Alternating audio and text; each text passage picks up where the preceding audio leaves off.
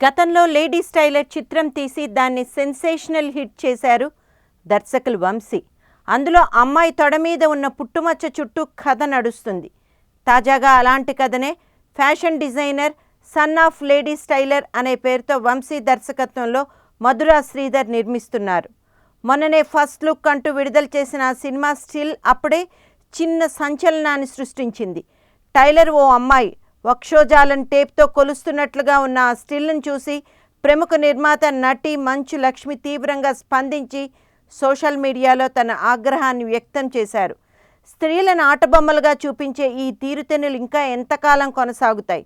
వీటికి మనం ఎప్పుడు స్వస్తి పలుకుతాం అనే ధోరణిలో ఆమె ఫిలిం ఇండస్ట్రీని ప్రశ్నించగా వెంటనే మరో ప్రముఖ హీరోయిన్ రకుల్ ఆమెకు మద్దతు తెలిపింది.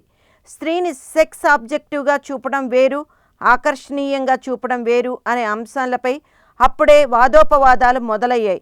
ఇదంతా చూసి కంగారు పడిన నిర్మాత మధురా శ్రీధర్, ఐఎమ్ సారీ, ఇది కావాలని చేసింది కాదు, మా సినిమాలోని ఓ దృశ్యాన్ని అలా చూపడం జరిగింది అంతే, మీరు లేవనెత్తిన అంశం మాకు అర్థమైంది, థ్యాంక్స్ అని తన విచారాన్ని వ్యక్తం చేశారు. అయితే కథ అక్కడితో ఆగిపోలేదు. సినిమా అభిమానులు కూడా తమ స్పందనను తెలియజేస్తూ మంచు లక్ష్మి, రకుల్ వంటి హీరోయిన్లపై బాణాలను సంధించారు.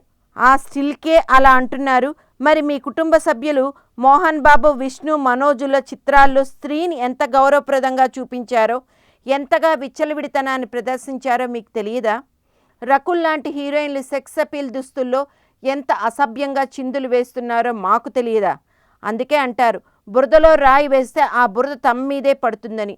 ముందు మీ ఇంటిని చక్కదిద్దుకోండి, ఆ తర్వాతే మాట్లాడండి అన్నట్లుగా నెటిజన్లు హితబోధలు చేశారు.